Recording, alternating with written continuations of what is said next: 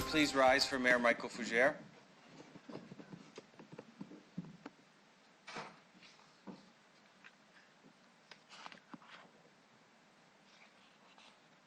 Please be seated, everyone.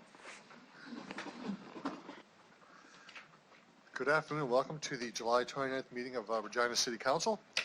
I'd ask for a confirmation of the agenda with the additions from the clerk's office. Motion for that. Councilor Bryce. I'll move the agenda with the additions from the clerk. Thank you. All those in favor? Oh, yeah. Sorry, just a procedural thing. We have a motion of urgent business from Councilor Dow regarding the Federation of Canadian Municipalities as part of approving the agenda.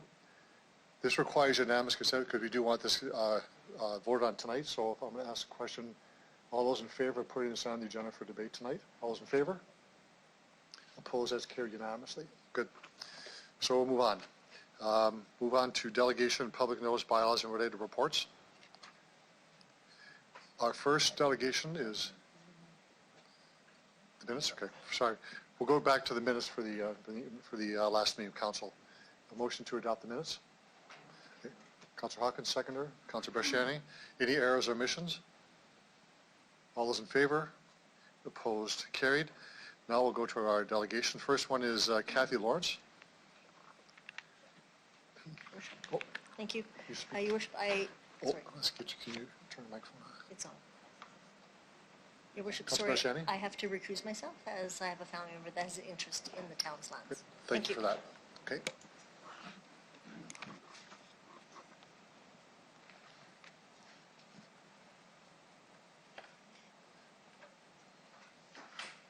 Good afternoon, Ms. Lawrence. How are you? You have 5 minutes for your presentation and maybe questions of members of council afterwards. Thanks. My name's Kathy Lawrence. I'm with Terra Developments. We're the land development manager of the towns. I have no formal presentation for you all today, just from the letter that was in the package. So if anyone has any questions or further clarification, I'm here to answer. Okay. There are questions. Councillor Young. Thank you, Your Worship. Thank you, Ms. Lawrence, for coming. Would you talk a little bit about whether there are other homes built around this streetscape, or is it pretty much an empty area? Yes. Through Your Worship, yes. There currently most of the area is vacant lots. If you refer to Appendix A1, the only homes that are built out are on Keller Avenue on Block 26, and that's not completely owner-occupied, fully occupied quite yet. So those single-family lots that are right across the street from this development have not been built yet? They have not been built or sold to any builders as of yet.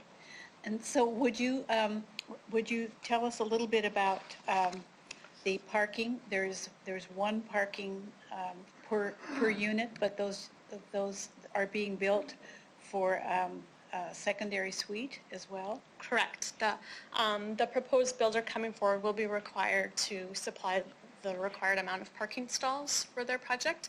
Along with that, there is on-street parking available. Okay, so will there be 2 when there's a secondary suite, or just 1? The required amount is 1 stall per unit. All right. Thank you, Ms. Lawrence. Thank you, Councillor Young. Other questions?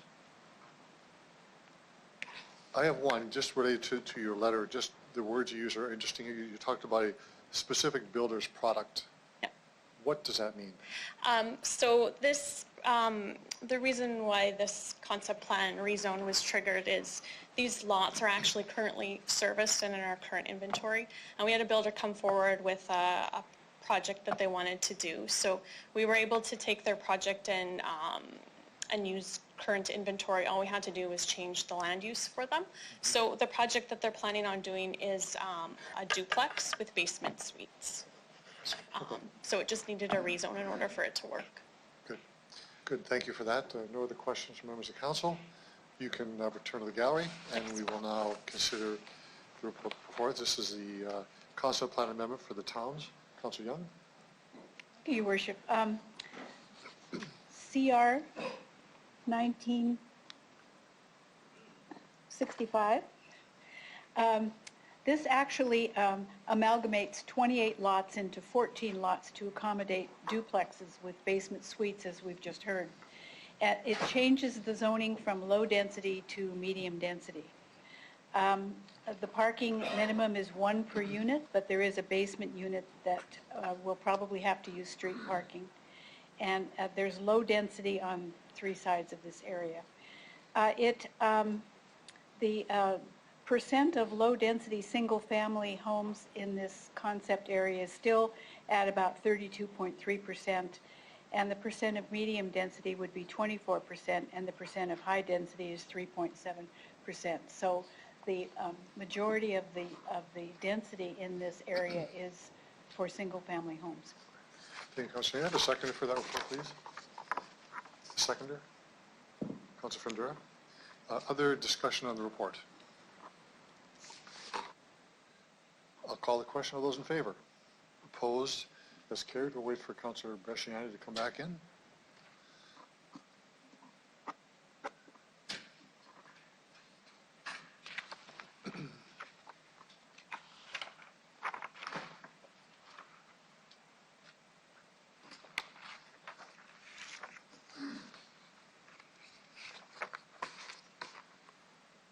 Hope she didn't leave the building.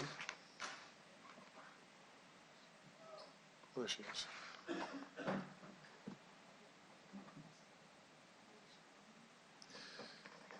So we move on to our next delegation. This is Stephen Onda. It's related to the Victoria Hard to House Supportive Housing Initiative on Victoria Avenue.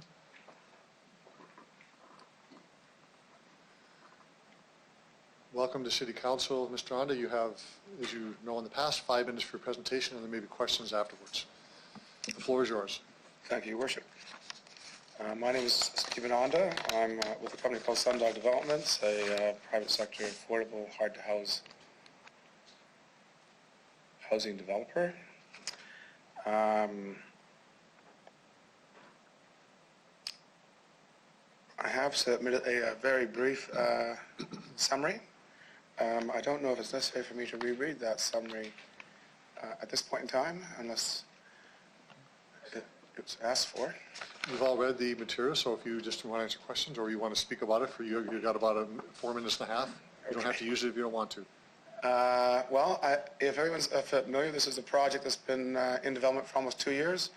It's a hard-to-house, targeted 45-unit apartment block to be built on the 1500 block Victoria. We're asking for a contract zone, some subtle considerations, we hope. I'm here to actually answer any questions that there may be from the Council. Well, thank you for that very much. And there are questions. We'll start with Councillor Young. Thank you, Your Worship. Thank you, Mr. Onda, for coming.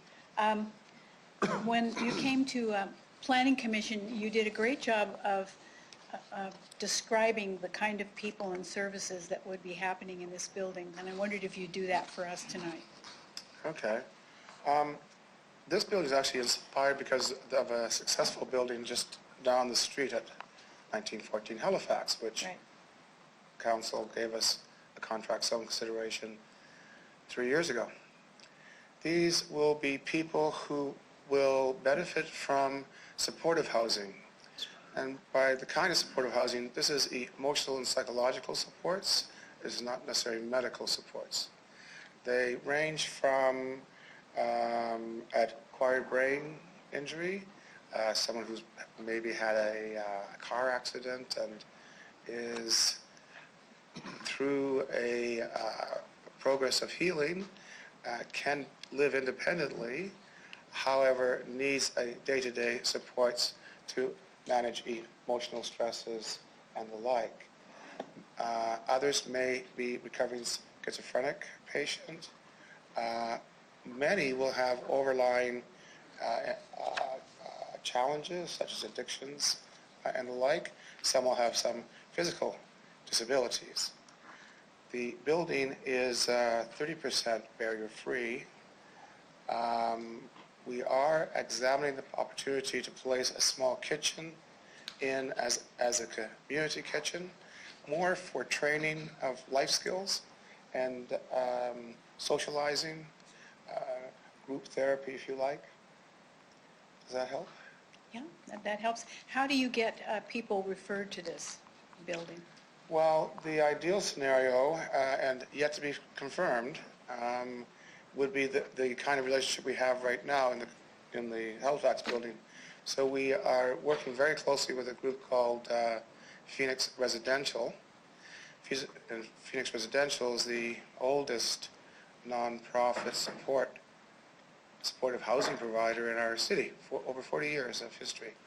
And they get referrals through either Sask Health Authority or social services.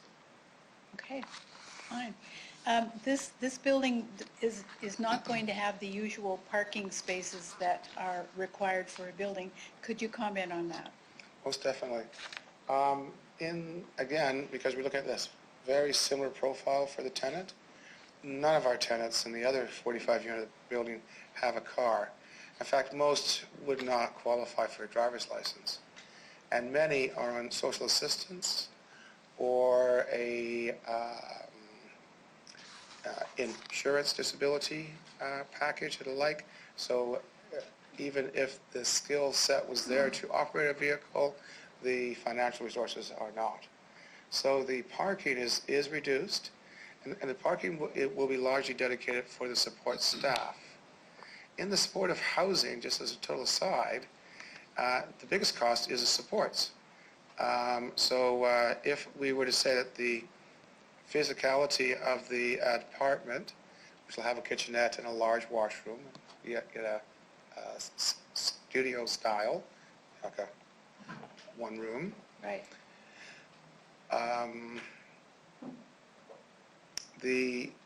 That might cost $800. The support services will cost $2,000 per month. So the secret sauce, as it were, is finding a fit with a support provider. Yeah. Okay. Thank you. That's all. Thank you, Councillor Young. Councillor Stevens. Stephen's great project, has my support. We'd exchanged some notes back and forth, but I just wanted to ask you for the record. The Heritage Community Association is endorsing this for all the same reasons that I would in terms of what it does. One of their concerns, like many other residents, is how it fits in with the community, the actual aesthetics. At what point is that conversation, or could that conversation take place? Well, once we know that the project's real and not just a proposed project, that would be a good time to begin to interact with many people, the community association, neighbors in the area, individuals, and the like. At this point in time, we have just very preliminary drawings. So they're just a box so we can see the footprint, identify some of the costings of the undertaking, certainly to highlight any zoning considerations that we would like the city to consider. The architect, Alton Tangal, is quite interested in pondering how to make it fit in, but it is a 4-story building. And so we could hang gables all over it and make it look kind of gabley. And that might be a way of making it feel more suited to the area on that street.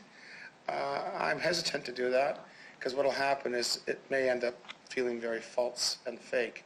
So I think in trying to address the concern of the Heritage Community Association and perhaps others, really good design will carry us a long, long ways.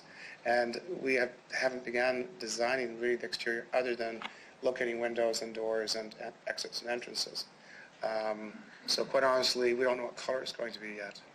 So as soon as we know we can step forward to the next phase, then yes, we would be happy to consult. Terrific. So what's the timeline from here? Everything goes according to plan at this meeting, shovels in the ground. Right. Well, we would probably, a best case scenario, be 4 to 6 months away from locking financing and shovels. So I would say spring 2020. Perfect. Thank you. Thank you, Councillor Stevens. Councillor Bershani.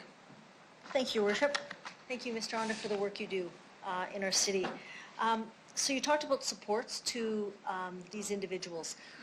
I just want to be clear, so are these support workers going to be living there as well, or will they just be employed there and have 24-hour shifts, just so I can understand? Your Worship? Yeah, through Your Worship. They won't actually physically be living there, no. They will not be physically living there. They'll be staffed in a rotating shift. And what we've found so far is we see 4 or more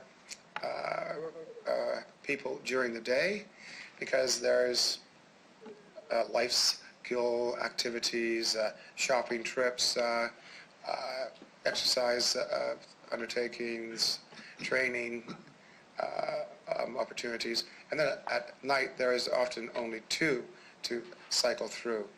The building will be highly secure with both surveillance cameras and key fobs and so forth, in part for the ability of the support staff to monitor what's going on.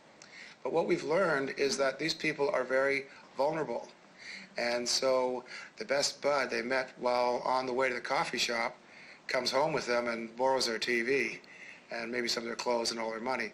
So we need to protect them, not necessarily from themselves, but from their own vulnerableness. Yes, good. Okay, thank you for that. And one last question. You talked about the parking spaces, knowing that they won't have cars probably. But the question I ask, is there going to be an area for storage for bikes? Because many of them may cycle around the city. Is that something that's built into the plan or could be built into the plan for storage? Because I think there's always a risk if they're becoming stolen, that kind of thing. So through Your Worship?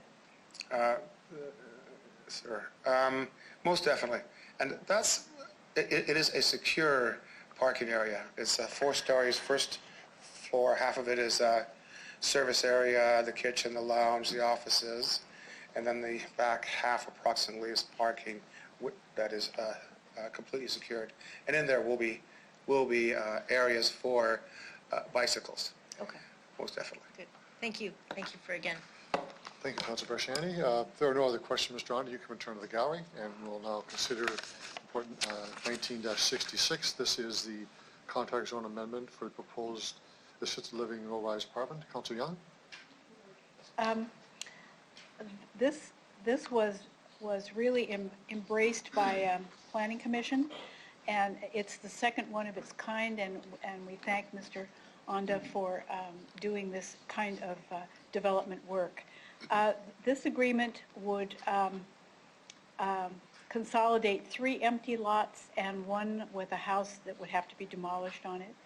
It requires a contract agreement because the site coverage of this building would be 54%, and only 50% is allowable under the current zoning bylaw. And the size is critical for the costs of this building, to keep the costs down. So 54% was critical. And it should be noted that in the new zoning bylaw, the coverage allowed will be 60%. So if the new bylaw was in place, this would not be an issue.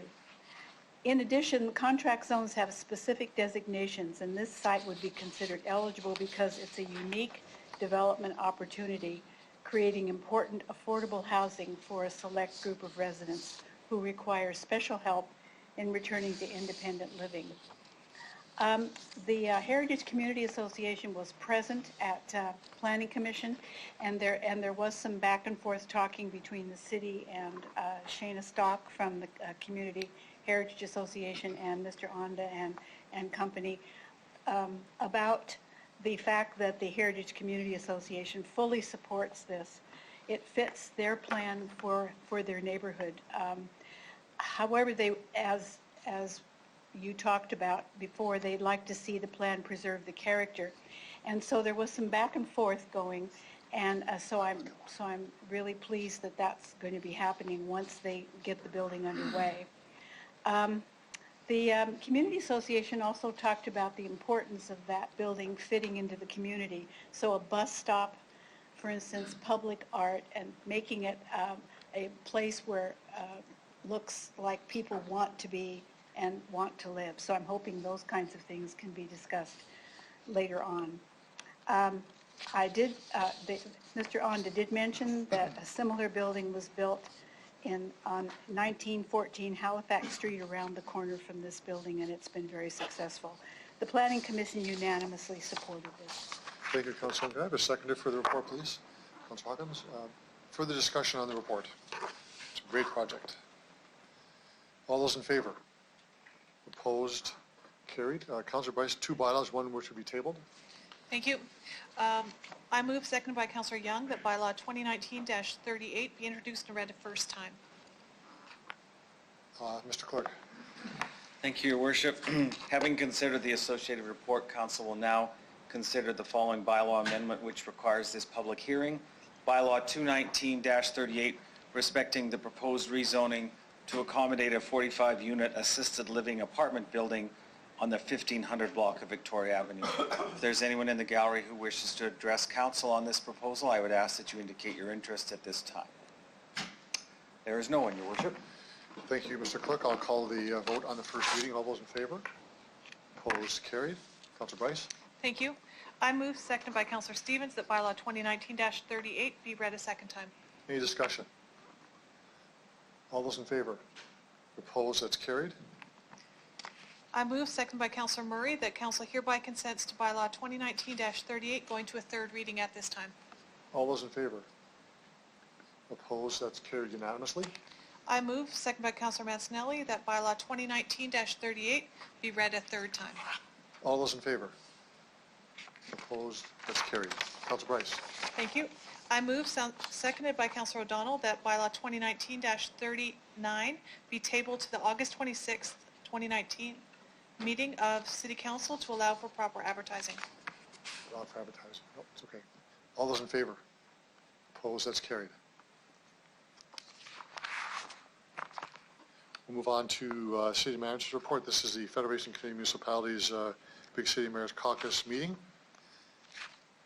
I have someone to introduce that. Okay. Seconder for the report, Councilor Young. Any discussion on this report? Councilor Bryce, if you could take the chair for just a moment.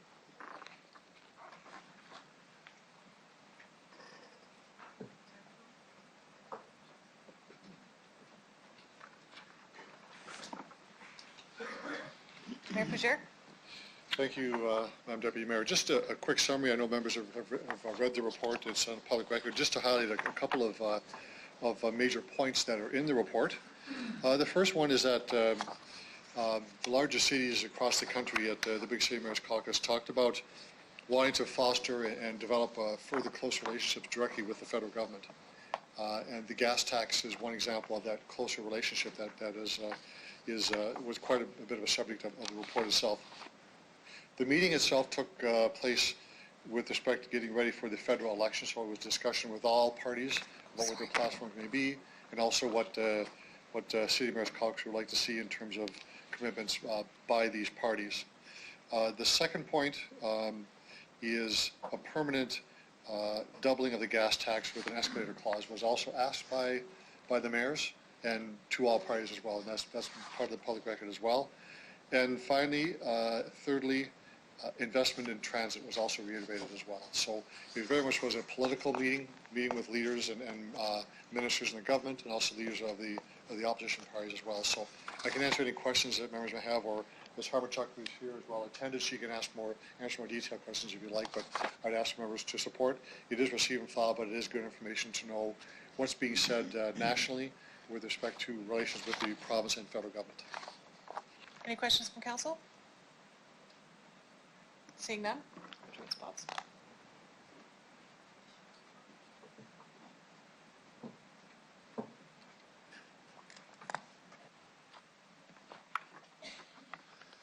I'll call for the question on the vote. All those in favor? Opposed? That's carried. Thank you. Now we'll move into Executive Committee report. This is the host municipality for the Canadian Capital Cities Organization. Councillor Bryce. Thank you. suggestions that up to $15,000 be allocated from the general fund reserve for financial expenses associated with City of Regina hosting the 2019 Canadian Capital Cities Organization's annual conference for CR 19-67. Thank you, Councillor Bryce. Have a seconder for that, please. Councillor Flagel. Any discussion on the report? Councillor Flagel. I just want to stand in support of this, and just to give you a little bit of background, this is a annual conference of the 14 Canadian cities, the capitals of the territories and provinces. And what it basically is it's a small delegation of, could be anywhere from 25 to 40, just talking about different impacts. And we haven't really started anything yet. We've got a preliminary. We just got to wait for the finalization of this. It's going to be, if we even spend 15, it'll be, I'd be surprised, but we'll ask for that.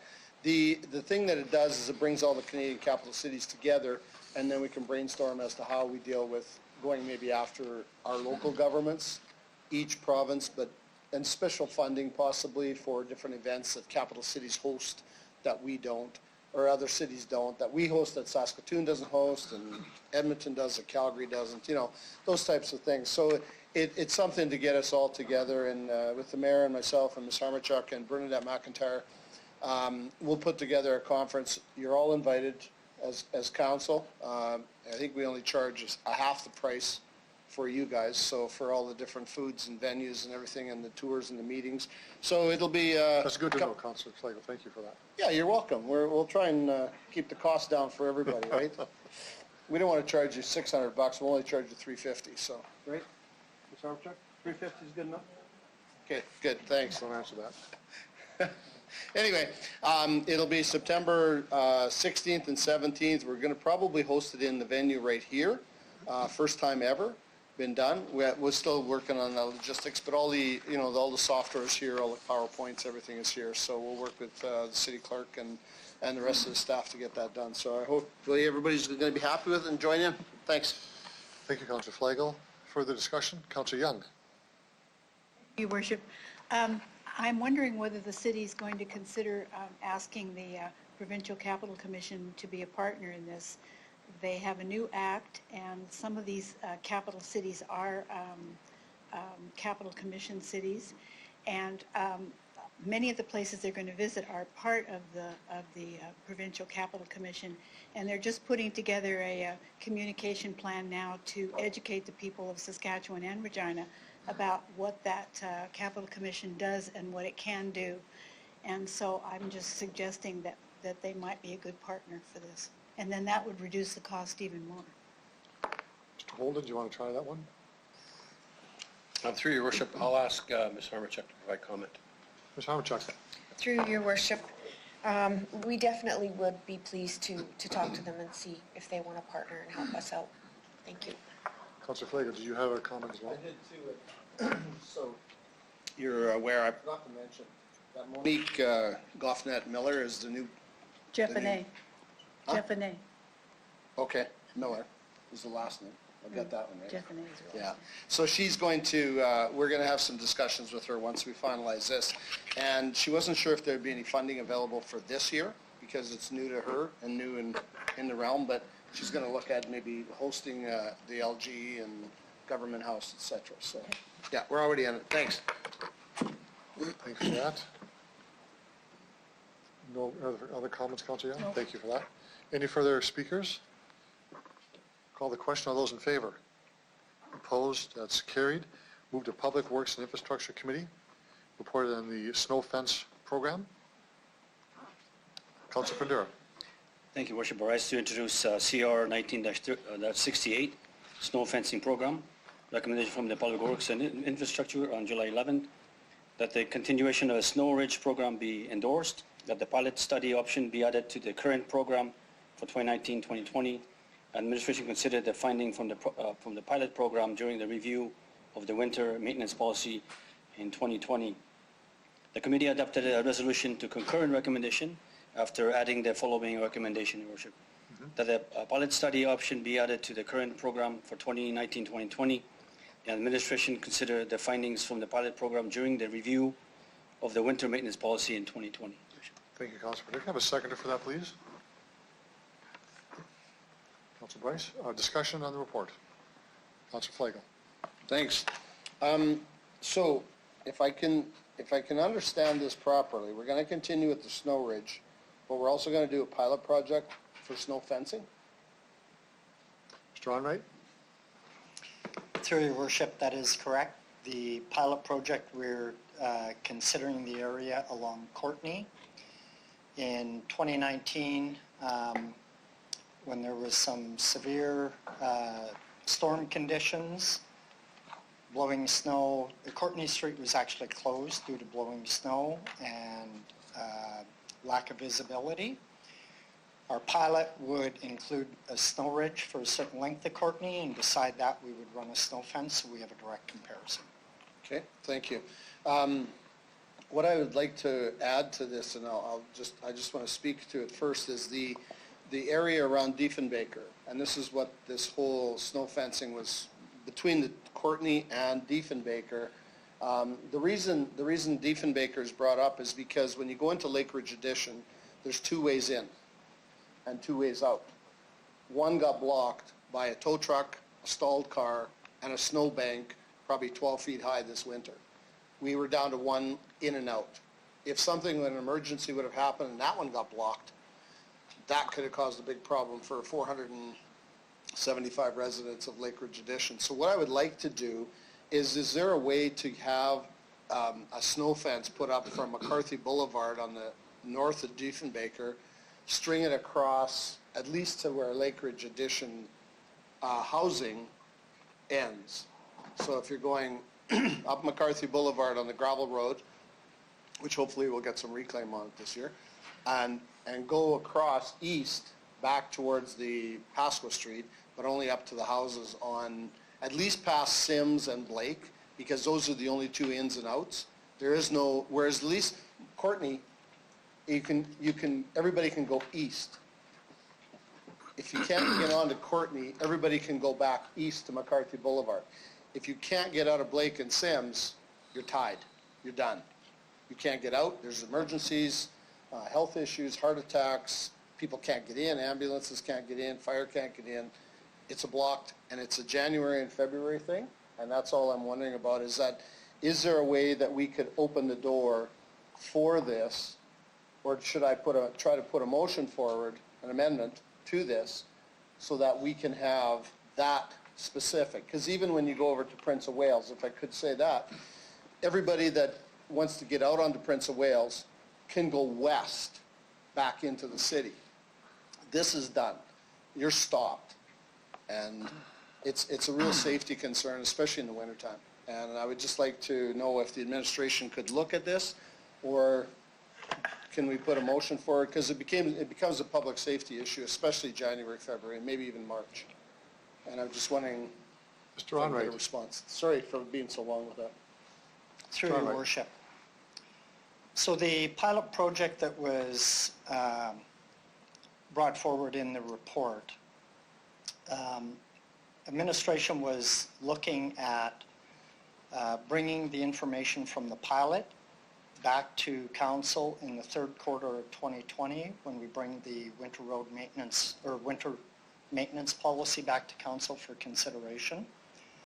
The amount of money, the $11,000 to do the current proposed pilot, could be absorbed within our winter operational budget.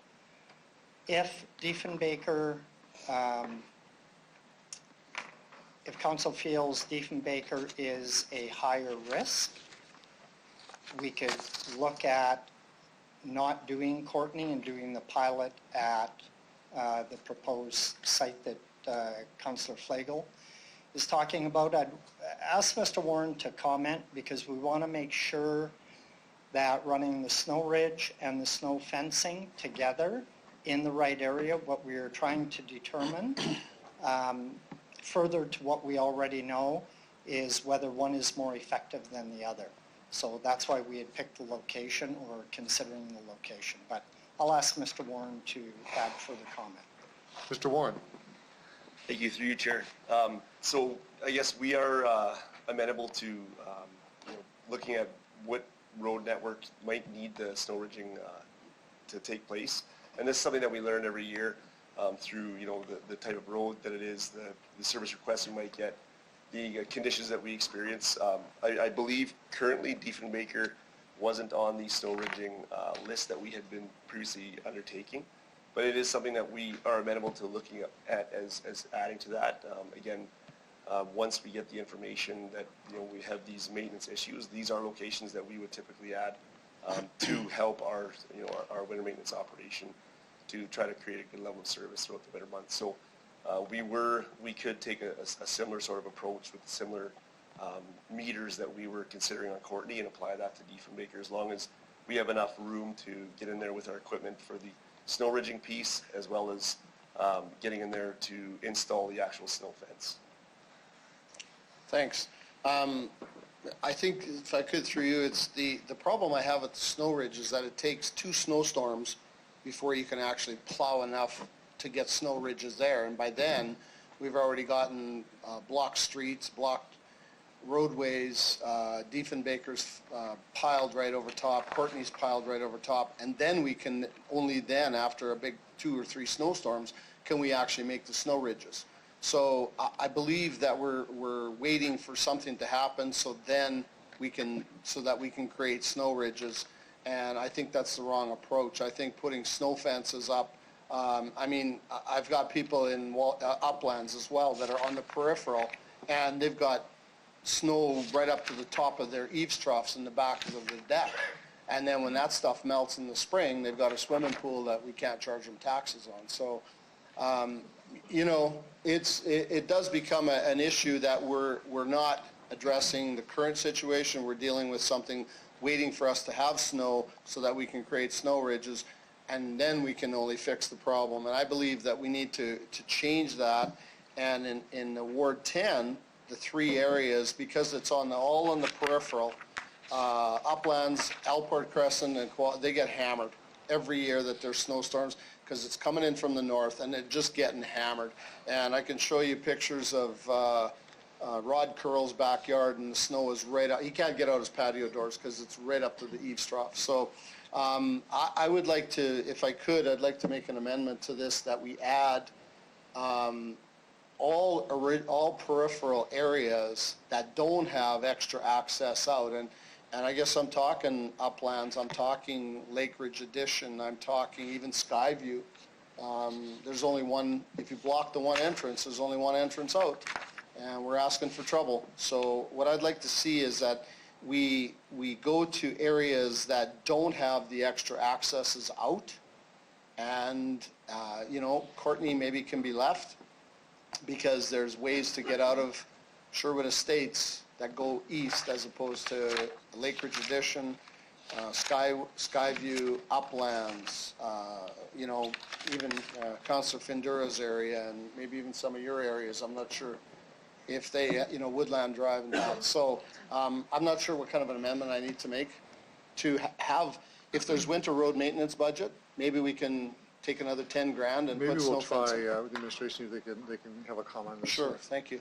Mr. Onright. And sorry for taking so long on this, but. Mr. Onright?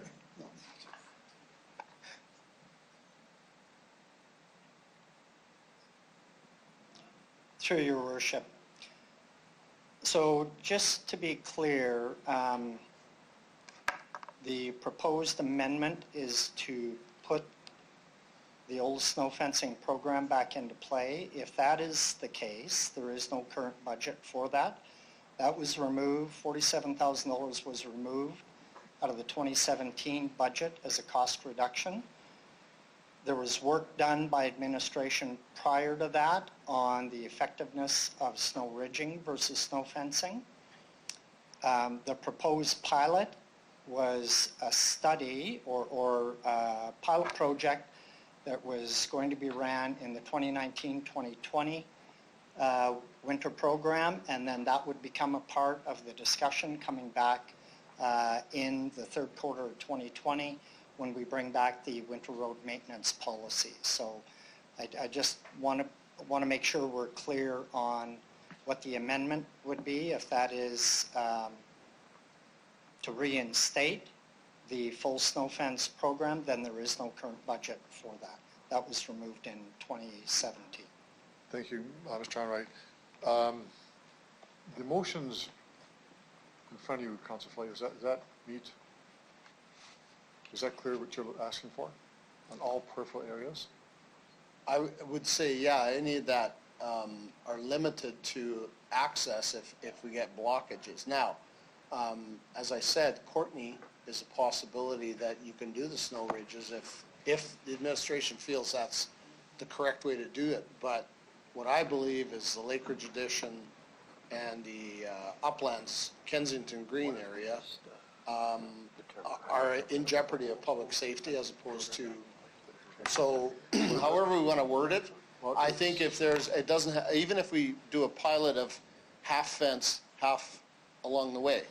So I'm not sure what administration Councilor feels. Flay, just a moment, okay, because you're debating the motion without being clear what the motion is. So what I want to do is get the wording of your motion down first, then we'll have debate on the amendment. Okay, so right now I want to make sure you comfortable with that motion, and is the administration understanding what's contained in that? And we'll find out if council is as well. So before we debate it, let's make sure we have a clear wording on that. Sure. Are you comfortable with that?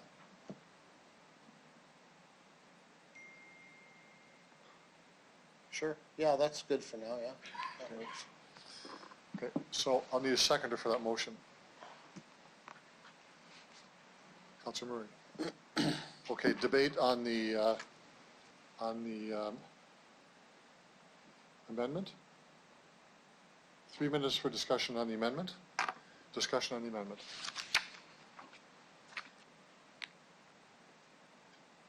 There's no debate on this. Councilor Massanelli, go ahead. Thank you. I just wanted to rise and say that I couldn't support the amendment due to the fact that during Public Works and Infrastructure, the debate centered on whether snow fencing or snow ridging was more effective, or either way. Was one more effective than the other? There was no concrete data. Other municipalities have tried both methods. There was no concrete data. So a small portion of the budget was set aside to come up with an answer for the question, is fencing a better form of snow removal than ridging? Councillor Flagel, your amendment would change it back to a previous policy that they made a change to save money back in 2017 already. I was the one who put forward the amendment to put the $11,000 out to test the fencing. That was the original motion. So due to that, I can't support your amendment. But I get your intent, and I know what you're after. I'm myself more interested in knowing if one's a better method than the other, and knowing that might sway my decision later on. Thank you, Councilor Massanelli. Councilor Fundura. Thank you, Worship, through you. Prince of Wales, do we have some numbers on how often we went out there during the, let's say, last 2 years, heavy snow? Prince of Wales is open, same as Diefenbaker. So I'm asking for numbers on Prince of Wales, north of Dudney. Your Worship. Ron Wright. Through your worship, I'll ask Mr. Warren to comment. Warren. Thank you, Mr. Chair. So we do snow ridging on Prince of Wales pretty extensively, and I guess anecdotally, I think in the last number of years we may have had to close the north piece up by Highway 46 probably one time just due to visibility. But when it came to like a block road or something like that, I don't recall that we've had to engage in that type of activity. But again, it's it's just to echo Mr. Onrait's comments. Depending on the direction of the wind, the amount of snowfall, the speed of the wind, whether a snow ridge was in effect or a snow fence was in effect, there might still be the snow drifting on the roadway, as well as the reduced visibility, which actually creates the road closure probably more often in my experience than the drifting on the roads. Because once the visibility becomes down to near zero, then we actually pull our maintenance staff, our snowplow operators off those roads until such time that visibility is maintained, so that it's safe for both our operators and the public. So I guess we do quite a bit of snow ridging on Prince of Wales, as well as things like Woodland Grove, a lot of those perimeter roads again in the southeast. So to your Worship, so then you would say that the success was the success rate was quite good, because you have some studies from the fence that used to be back in let's say 5-6 years ago to now the 4 or 5 levels of ridge. Would you say it was quite successful to keep the Prince of Wales open or other areas? Mr. Warren? Thank you through you, Mr. Chair. Yes, I would agree that, those type of activities were successful. Okay, thank you. Thank you, Councillor Fundura. Further speakers on the amendment? Councillor Flagel to close debate. 3 minutes. Thanks. This was one of those budget cuts that we took out, and I think what we've done is we've jeopardized public safety, waiting for a storm to happen so we can build snow ridges to save some money. That, to me, doesn't make sense. I think putting up snow fences was the right thing to do. They did work. They proved that. We never, I know in previous years, 10, 15 years ago, we never had issues with blocked roads of any kind once we had snow fences out in your ward, Joel, or Jason, or Mr. Councilor Mancinelli, and in Uplands as well. When we had Kensington Green, we never had those issues. We take the snow fences away and it's up. But as long as we have 2 snowstorms, we can build some snow ridges.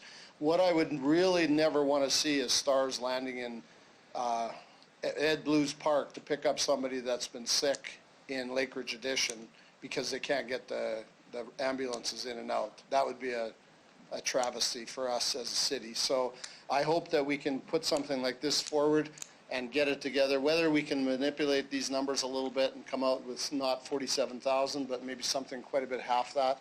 Even if we put up half the fencing to check it out and see if it works. I would rather spend 27,000 than, like I said, have stars drop into Ed Blues Park and pick up somebody we couldn't get to by ambulance. Thanks. Thank you, Councillor Flagel. You've closed debate. I'll call the question on the amendment. All those in favor?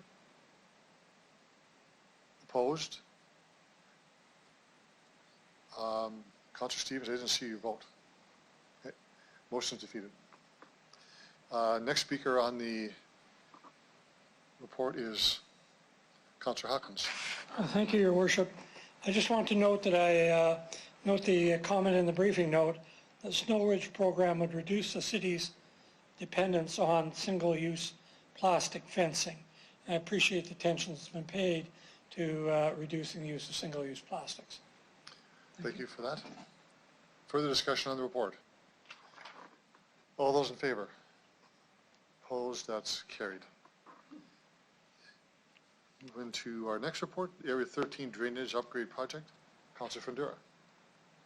Thank you, Motion Barnes, to introduce report CR 19-69, Area 13 Drainage Upgrade Project. Recommendation of Public Works, July 11, that the Executive Director of Citizen Services be delegated authority to initiate the process of engaging in consultant and professional engineering services for all the phases of the Area 13 Drainage Upgrade Project. 2, that the Executive Director of Citizen Services or his or her delegate be delegated authority to negotiate, award, enter into, amend contract with the highest ranked proponent from each public procurement process of the Area 13 Drainage Upgrade Program.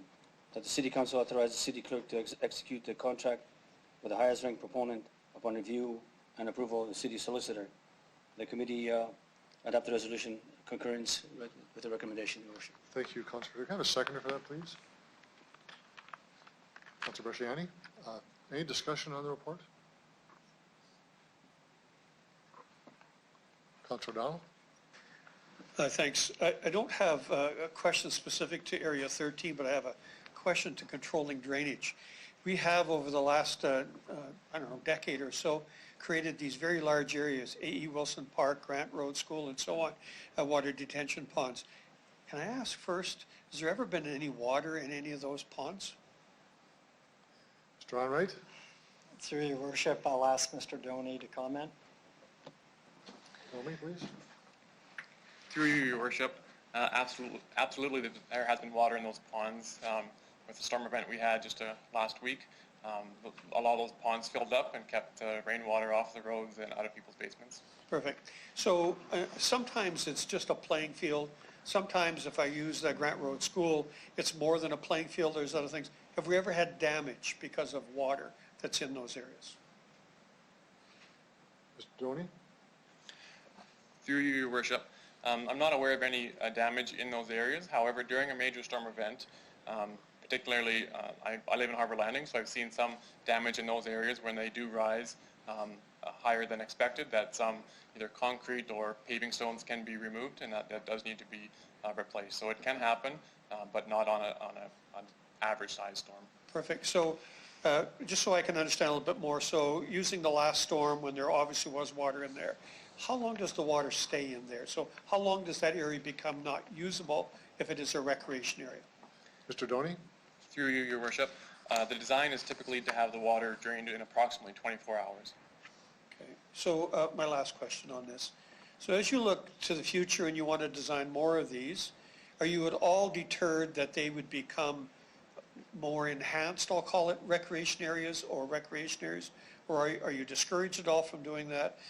You know, something along the line of, is this a good idea and we'll do more of it? Mr. Doney? Through you, Your Worship, in new developments, it is encouraged that they are used as multi-use facilities, basically, so soccer fields, football fields. In existing development, it's very challenging to make them large enough to be using them for recreation and for drainage purposes. So we'll see new development continuing to use them for that multi-use facilities, but for existing development, if we could get an area large enough to do both, we will, but that's typically not the case. I got you. I appreciate that comment. Thanks very much. Thank you, Councillor O'Donnell. Further discussion on the report? Councillor Drew, you want to close debate? All those in favor? Those opposed? That's carried. The last report is a 4th Avenue pumping station. Councillor Findera. I introduce CR 19-17, 4th Avenue Pumping Station. Recommendation from Public Works and Infrastructure, Your Worship, that the Executive Director of Citizen Services or designate be authorized to initiate a public procurement process to engage in consulting and professional engineering services for the design and construction of 4th Avenue Pumping Station. That the Executive Director of Citizen Services or designate be authorized to negotiate, award, and enter into contract with the highest ranked proponent for the public procurement process. That the City Clerk be authorized to execute the contract with the highest ranked proponent upon review and approval from the City Solicitor. The Committee adopt a resolution in concurrence with the recommendation. Thank you, Councillor Findera. Can I have a seconder for that report, please? Councillor Massanelli. Before we open for discussion, does the administration have any comments on the report? Any more detailed comments? Mr. Onright? Through your worship. So the report in front of council for consideration speaks about the benefits of not redoing the Farrell pumping station and taking that money and building new. This will optimize the reservoir in this location. By taking the money and spending it on the current pumping station, it will not deal with capacity into the future. So that's why the proposal talks about doing the new location as opposed to spending money on the current location. The report is about the consulting fees being in excess of $750,000. That's why this report is in front of council. Good, thank you very much for that. There are some questions. Councillor Flagel? Thanks. So if I could, I'm just curious, the renovations or work that's being done on 4th Avenue right now, like right across from the fire hall, the old fire hall, is that part of this pumping station? Because there's a whole new skin or a skirt going around it. And I'm just kind of wondering, is this all tied in together or what's going on over there? Mr. Onright? Through your worship, I'll ask Mr. Doney to comment. Mr. Doney? Through you, Your Worship, the current project that you're seeing right now is rehabbing the existing 4th Avenue reservoir. So we are making the outside better by putting some cladding and leak-proofing the inside. So that reservoir is planned to be in the water distribution system for at least the next 25 years. Okay. So if I could ask in a geographical, where is this new one going to go compared to the one that's already there? Mr. Doney? Through you, Your Worship, the current plan on page 4 of your report just shows a couple options that are just around the outside of the 4th Avenue reservoir. So we need to determine the location, which will be part of this work, but it'll be as close as possible to that 4th Avenue reservoir. Okay. Okay. Perfect. Thanks. Thank you, Councillor Flagel. Councilor Ferrier, you'll be closing debate, but we have other people are speaking, so I'll have Councilor Bresciani has a question first. Thank you, Councilor Worship. Bresciani. Thank you. So will this then benefit the eastern pressure zone? I know the water level is a little bit lower, but is this a future? Will this add a benefit to this in the future, or if I could just... Mr. Onright. Your Worship, I don't believe so. I think the east pressure zone is additional work to this, but I'll let Mr. Doney comment. Mr. Doney. Through your worship, the eastern pressure zone is currently being designed, and it's to allow the city to grow to a larger population of approximately 300,000. This station will be designed at the same time as the eastern pressure zone to make sure they work very well together. So it is separate, but it is very timely that they both be designed at the same time so they can work together. Great. Thank you. Thank you, Councilor Bresciani. If there's no other speakers, I will call the question on the report. All those in favor? Opposed? Carried. We now move to Planning and Priorities Committee. The report 71, Energy Sustainability Framework. Councilor O'Donnell. If I could introduce this, I would like a seconder, and then I'll speak to it. Seconder, please. Councilor Stevens. Thanks very much. So as we discussed at Planning and Priorities, this really is a way to answer the questions and the motions that Council put before our administration for how do we become a sustainable community by 2050. Now, I'm going to make just a couple of very random comments first. One is that I think it's very important we make a decision today that if we in fact are going to host a conference in May of 2020, that we need to get on it. So right now there is no plan, there is no set agenda in terms of that, but it is meant to address the concerns that Council put forward.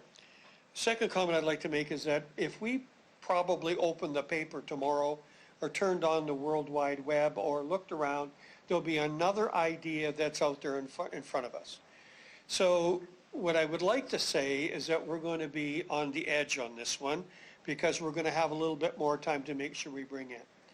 While the math here says that we need to make sure that our administration and ultimately Council has a platform of which they will know how to go forward, I further would like to challenge and say it's really up to us to make sure that not just our community, but other communities have that same roadwork that's before them. So for us just to look after the City of Regina, honestly, we don't need to have a conference, we can do it differently.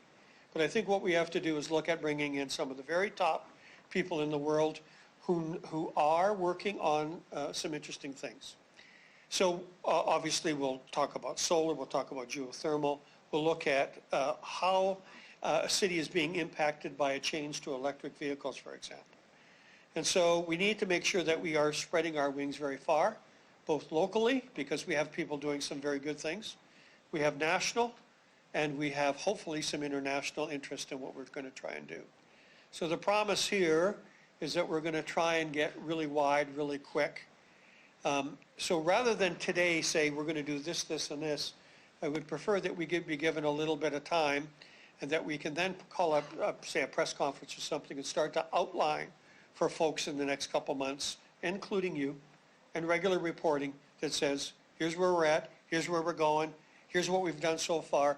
But really, I'd like to have it so that come May, that's when we're finalized, that we in fact have brought in those top folks right up until the very end.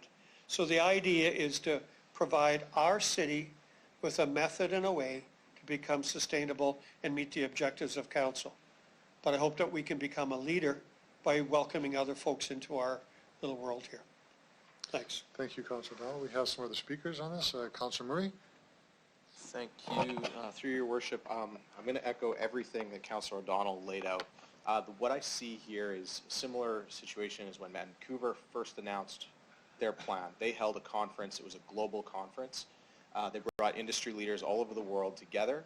What I see, the difference is that this is bringing an entire region together. We're governed by a very prescriptive act in the province that tells us what we can and can't do in a lot of ways. The more people that are all on the same page, the better. So I see this as a prairie initiative that we're able to lead. Thank you, Councilor Murray. Councilor Stevens. Thank you. Some questions for administration. So thanks for bringing this forward. This essentially is a collection of 3 separate motions coming forward as now a symposium. Is that correct? Ms. Folk? Through you, Your Worship, that is correct. Okay, thank you. I am appreciative of this, and I understand it's a big project. I do have to ask why the delay. So we had very specific timelines for Renewable Regina, the roadmap. We had very specific timelines for autonomous vehicles and so on. Could administration account for why this delay? Ms. Folk? Through you, Your Worship, the report in front of you proposes a response to the motion that was brought forward by Council to look at how we can put a framework together to become a renewable city by 2050. When the administration went back and looked at the information and what other communities had done, it was our assessment that the best way to do that was in a holistic strategic approach that looked at all of those elements at one time and came after the conversations that were previously talked about this evening. Terrific, thank you. I love conferences, but this one clearly has an action item focus. Do we have an understanding of what the next timeline will be? So May 2020, we have the symposium. Presumably, we have national and international experts and local experts attending. Does administration have a timeline then to digest that material and then come back to council with an actual strategy and roadmap? Ms. Folk? Through Your Worship, the intent is to move quite quickly after we have that information. So by gathering all of the expertise and the best practice information, we'd be guided by the motions and the directions that had already been put forward. So our hope would be to ensure that we have those 4 actions, I would say, within the next quarter. Okay, thank you very much. At least since the first motion brought up by Councillor O'Donnell on autonomous and electric vehicles and solar panels, there's been overwhelming public response. So, and it's still coming out. What do I say to members of the public, youth groups, solar co-ops? They want to be involved. They want to be active in this. What do I tell them? Who is the point person? How do I get them involved in this process? Ms. Folk? Through Your Worship, Ms. Tink, who's with us today, is our Director of Technology and Digital Innovation, and she's the lead on our file and has been more than happy to handle calls as well as encourage people to participate as we move forward with conference planning and next steps. I'd also add that we have 2 co-chairs. If this is passed, it's Councillor Murray and Councillor O'Donnell as well, are also the focal point as well. Wonderful. In terms of the logistics, following from that, will there then, after this meeting, we proceed with this report, is there then going to be a press conference and the 2 chairs will then announce this and that'll be an official call for participation? Ms. Folk? Through you, Your Worship, those are all very good questions and we haven't yet answered those questions. So we very much look forward to input around this table as well as the community in terms of how that would be rolled out. I'd also just suggest that we need authority from council before we can do anything. Yeah. That's the first step, of course. Perfect. Great. Thank you. Thank you, Councillor Stevens. Councillor Hawkins. Thank you, Your Worship. I appreciate this. I want to ask a very specific question. The report indicates as follows: one of the bigger challenges to the city to becoming a renewable is that Sask Power offers only limited ability for its customers to produce electricity if customers still wish to connect to Sask Power's electricity grid. Without lobbying Sask Power to change its policies, it would be extremely difficult for the city to generate its own renewable electricity. I'm wondering if you can elaborate on what it means to say it would be extremely difficult for the city to generate its own renewable electricity. Could we not do that in a limited sense to supply our own electrical needs, first of all? And then secondly, what efforts are being made to lobby Sask Power so that we might expand even beyond what my first question implies? Ms. Folk? Through you, Mr. Worship, through you, Your Worship, I'm going to ask Ms. Tink to speak a little bit more about the renewability and Sask Power's generation. Of course, our executive team recently met with Sask Power's executive team. I know they've got a strategic direction to increase the percentage of renewable energy which their grid could take on.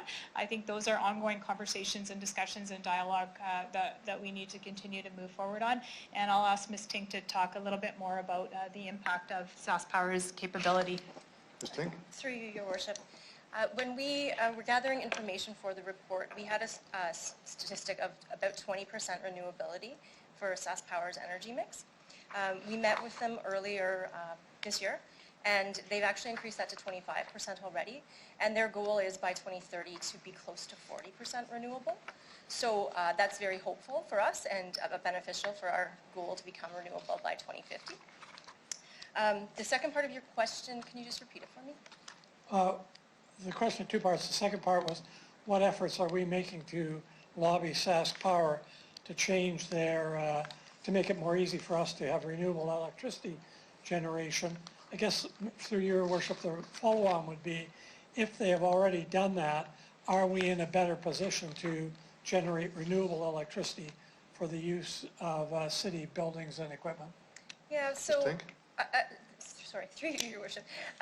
So my understanding is, and I can't pretend to be an expert on how the power grid works, but my understanding is that they can only accept additional capacity based on geographic location where they can take the capacity. So if we want to generate electricity at point A and they can't take that electricity from us, we would have nowhere for it to go if we're not consuming all of it.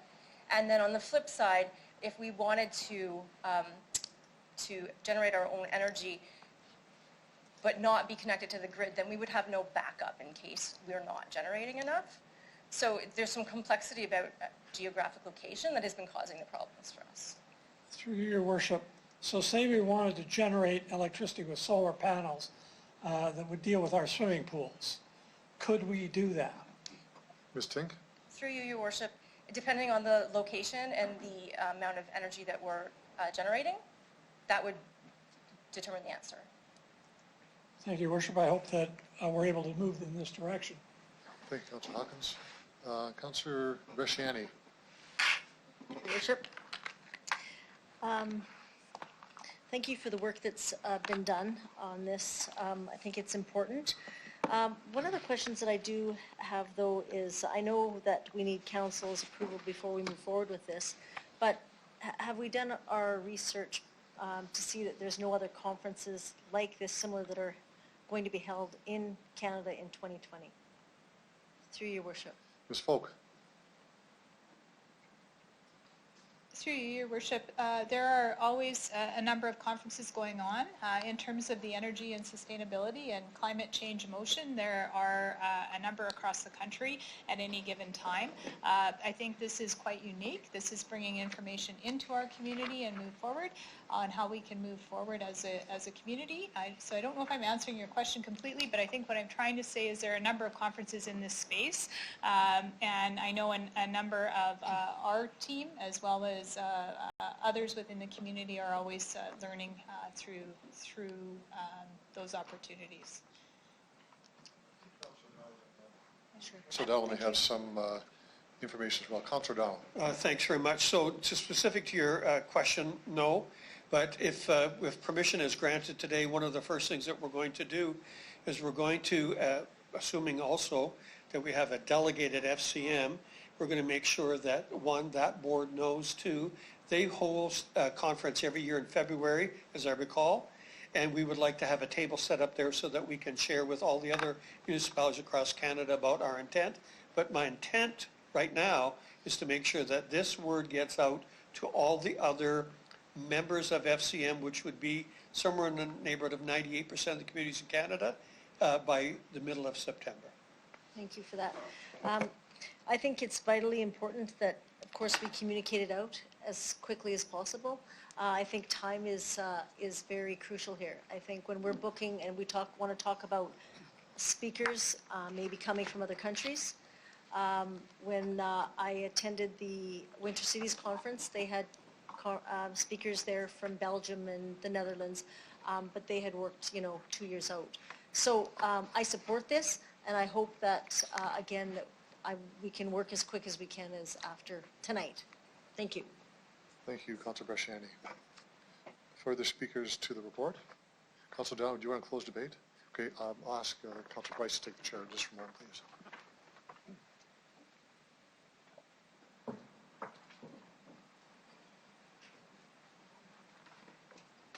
Mr. Mayor? Thank you, Councillor Bryce. Rise in support of the report, and want to thank the administration for crafting the report itself. It's a lot of work to put this together and to try to frame it in a way that can build consensus by council and move us forward on a number of motions, not least of which is the sustainability motion put forward by council. A couple of points to raise, and here I want to flag for members of council and the public. The first is that this is obviously a very complex issue. We have a very unique circumstance in Saskatchewan. Just pointed out just a moment ago about the role that Sask Energy and Sask Power plays in energy production here, and the monopoly position they have makes it complicated for us. Like, it wouldn't be the same as in, of course, British Columbia is one example, or most other provinces. So we have to work through that the regulatory framework in a realistic way. Report speaks about this being primarily related to the scope of the City of Regina as an organization, so it focuses on fleet, transportation, facility, heating, cooling, and electricity. That, I think, is an important element, the best practices around the country. But also another element, too, that we won't lose sight on, and this is that the energy industry itself is also involved in innovation, also involved in sustainability, also involved in trying to lessen our carbon footprint. They will be present at this conference as well to speak what's happening in the industry itself. Our economy is inextricably linked, whether you like it or not, to the energy industry. Oil and gas will be for a number of years. And the voice they have at the table, what they're doing in innovation, I think is extremely important, and that will be part of this conference as well. So look forward to a really healthy, innovative discussion that's balanced on what can be, should be, what is today, and look forward to that discussion in the future. So I'm hoping the members of council will support this. Thank you. Thank you.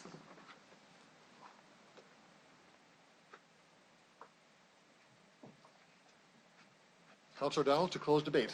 Thanks. I just want to respond to a couple of the questions, good questions. So Andrew, what I like to really see at the end of this is that when we walk away from the conference, there's a book.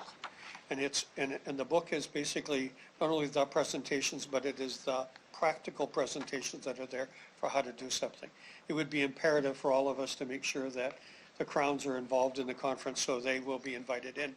And I think we have to also come to grips with a thing called 5G. Now, I'm not a techie, and I have talked to somebody that's going to be in charge of 5G in Saskatchewan. And I really was struck by when he said, I have no idea what it'll do. So I need to come to grips with what that means, and I mean to bring that forward, because at the end of the day, I hope that you do one thing after this conference, call Regina a smart city. Thank you, Councillor O'Donnell. I'll call the question on the report. All those in favor? Opposed? That's carried unanimously. Next report is the underutilized land improvement strategy. This is from the Priors and Planning Committee. If I have someone to introduce that, please. Anyone want to introduce that? Councillor Stevens?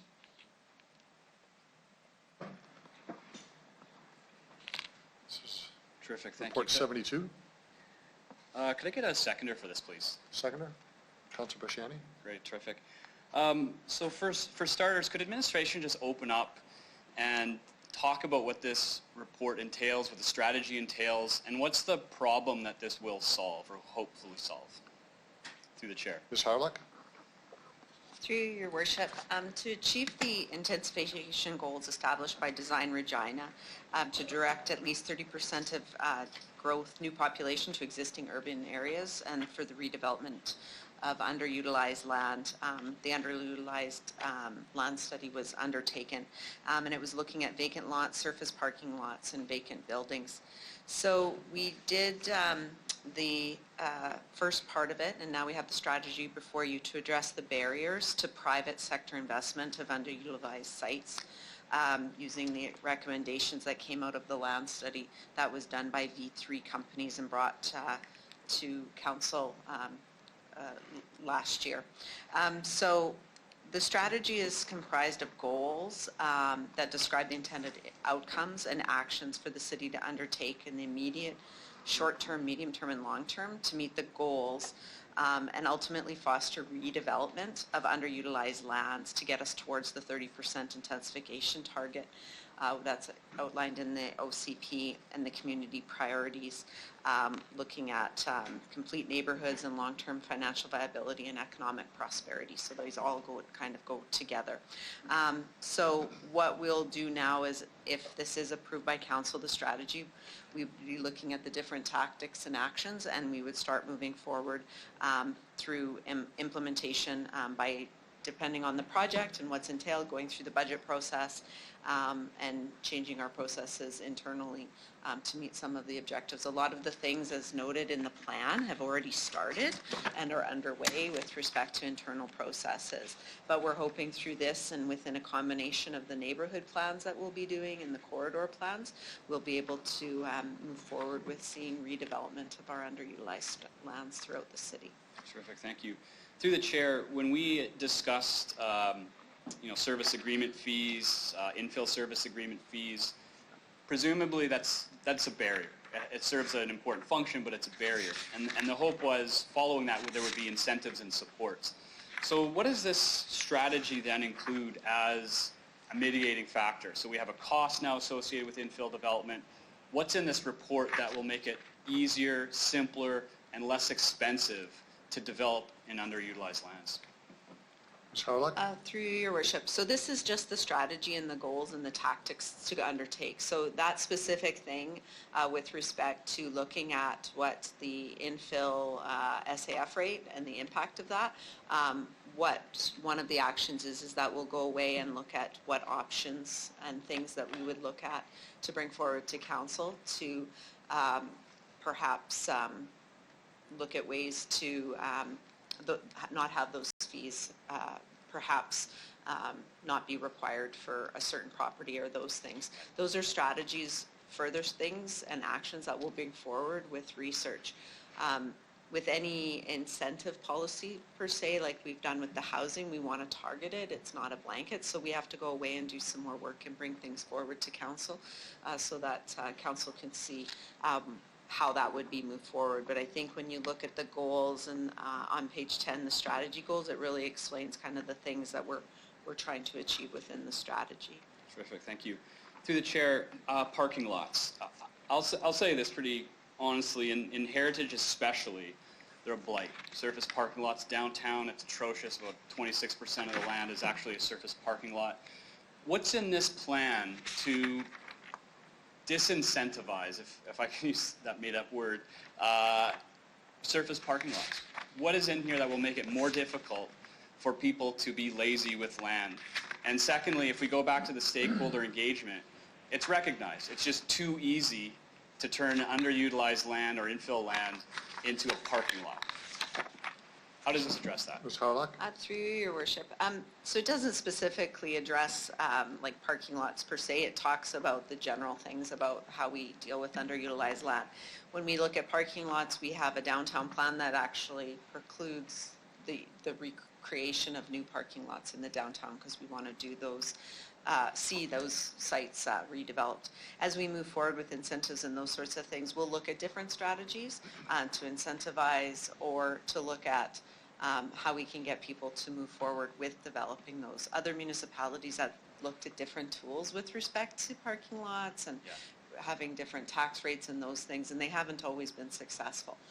We're looking at more of how do we partner, how do we move forward with, especially through the neighborhood plans, on how to bring down those barriers. One of the biggest things that we heard from industry is just processes and looking at how you can look at rezoning properties in advance, because that takes away some of the uncertainty for redevelopment and those things. So we'll be looking at all those things as we move forward. Thank you. When I was reading through this initially, I was quite excited. I mentioned this at planning. Reading it again, it turns out that the cool stuff that I thought was in there was actually being removed, and I was a bit disappointed. Develop a neighborhood cleanup campaign, invest in a bus rapid transit, as well as lobby for tax legislation changes. These were proposals that their consultant had put forward, and it wasn't just private sector development and incentivize. It was actually how do you invest in areas. And I couldn't help but read here that the claim is that the stakeholders had no interest in this. However, crime, the perception of crime, the broken windows theory, etc., all made investing in infill or underutilized lands, it kind of put people off. So I'm curious, while all of these problems are identified by the stakeholders, why would we get rid of one of the consultants' main recommendations, which is investing, making a community feel safer, connecting it, transportation? Why would we get rid of those arguably most innovative elements of the suggestions? Ms. Harlock? Through your worship. So I think at this point we felt that when we looked at them, they weren't the major drivers that were required to encourage redevelopment of the underutilized land. We're not saying that these are things that we shouldn't be looking at, and they are things that we can move forward. But at this point, we felt that it wasn't really the barrier that was stopping us to see that. The other things that we see in the strategy. We do think, though, that obviously all of these things, bus rapid transit, we have those sorts of policies already in our transportation master plan. The development of neighborhood cleanup plans, we have that as we work through different neighborhood planning opportunities. And then the lobbying for tax legislation changes, I think that's something that would be a council directive and initiative to move forward with. And those are all things we support. I think we just felt they weren't the key things that were stopping the barriers and what we were hearing from industry and from the development community that we were consulting with. But these things are things that we do support as administration. We just didn't have it, felt that it didn't need to be in the strategy. I respect that. As someone who hears from residents, especially around community cleanups, et cetera, I would suggest that these are actually quite critical. So I respect administration's position on that, but I would like to propose an amendment, and that is that those recommendations, the development of a neighborhood cleanup campaign, lobbying for tax legislation changes, and investing in bus rapid transit be returned to the strategy. And that I would ask that the revised report return to council for consideration in Q4. Now, I understand there might be others who wish to speak to the motion or the report. I'm willing to sit and wait for people to talk, or happy to discuss the amendments now. We'll get the amendment down first, then we can have a conversation after that.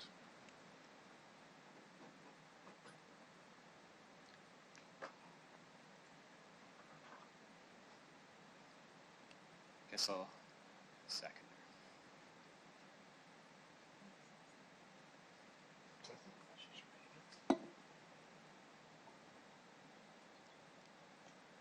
So we're clear on the amendment? Okay.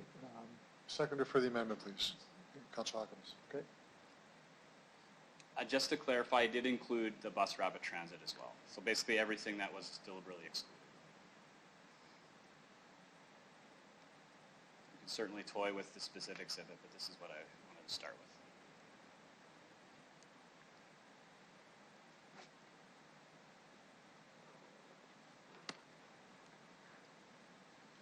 Thank you. So, if I could? Go ahead. Thank you. One of the most important things I think we've done as a city in the last little while is try to break down silos. And I thought, reorganization, a lot of disruption in the organization. This seems to be a great opportunity to actually align all of these different portfolios. We have transit, we have community services, we have planning, and we have finance, all under the umbrella of one dedicated purpose, and that is investing in underutilized land and achieving our infill targets.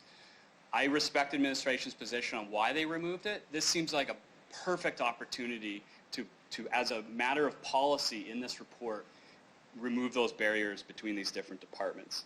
And as we're building, we're also thinking about investing in those communities. And that really resonated with me with the consultant here. Not everything works. There was certainly recognition that adding a tax to a vacant lot or a parking lot isn't a silver bullet. I would argue it needs to be part of the solution. One of the things I discovered when I was doing the block-by-block assessment in Heritage, literally going door to door, looking at the properties, way too many in Heritage that were assessed by the city at $50,000 on the market for $90,000 or $100,000. It was a deliberate attempt to speculate and to sit on property to ensure that it did not move until the numbered corporation, usually headquartered in Calgary and Edmonton, waited for the market to return. They had no interest in this community. They were not investing in this community. They were simply speculating on land. And as much as we can, we need to tax that and actually create a problem for people who aren't investing in this community and don't want to and actually build anything. So I think lobbying for and designing some tax and financial measures is a must.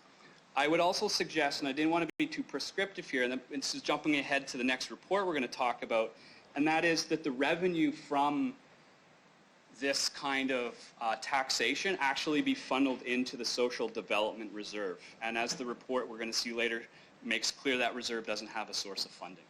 So the purpose of this amendment is really to clarify how we need to invest in a community. It's not just about the private sector development.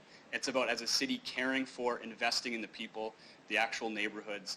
And I thought that this set of recommendations from the consultant really was bang on. And I would hope that we can go ahead with this and align our various master plans around underutilized land.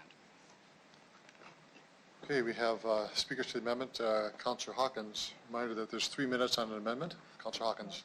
Your Worship, what caught my eye here was the tax legislation changes. Councillor Stevens has addressed it. I want to note that goal number 3, financial. Private investment in the redevelopment of underutilized properties is fostered through strategic public investment. And my question that I was going to ask initially to the administration, but I'll put it in this context, is how are we going to finance the strategic public investment, which for this kind of activity is substantial? Ms. Harlock? Through you, Your Worship, those are things that we'll bring forward as we have different, if it's an incentive for redevelopment in a certain area, we'd bring forward a financial plan of what that would look like. So for instance, if the infill servicing agreement fees were something that we were going to incentivize and say you don't have to pay, someone has to pay. So we have to bring forward to council what that would look like and how we would finance that. So any of the financial pieces we would have to bring forward to council with the robust implications from a budgeting perspective and the implications to our expenditures. Thank you. I appreciate that answer. I think it directly reinforces the need for tax legislation changes. As Ms. Harlock said, perhaps at the municipal level, but also in terms of pressing the provincial government for alternative tax sources so that we can finance the very kind of strategic initiatives that we're going to need to pay for the expensive public investment that this motion, this amendment anticipates. One last word on this. This strategic public investment is going to be of a nature that we won't be able to do it, I don't think, effectively unless we have this kind of tax legislation changes, both at the municipal and at the provincial level. Thank you. Thank you, Councillor Hawkins. Councillor Bryce. Thank you. I'm just wondering from administration through you, Mr. Mayor, is there any implications in delaying the approval of the strategy until Q4? Ms. Harlock? Through your worship, no, but if it is council's will to move forward with this, you could actually just approve it tonight with those changes and we would just put those changes back into the plan. So it could actually be, if council wished to do that way, that could be something that was done tonight instead of waiting until Q4, because it's really just about adding those 3 things back, and administration would just add those 3 into the strategy, and so that's up to council. So maybe I'll ask the mover, or if, as a friendly amendment, if we can remove the Q4 and just do this all tonight. Thank you. Thank you for that. Any other speakers on the amendment? Councillor Bryce, if you could take the chair for a moment.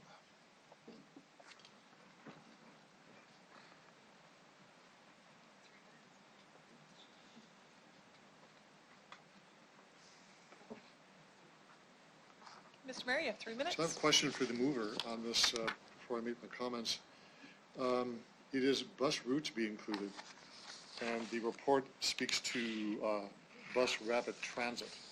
So I'm wondering if that's a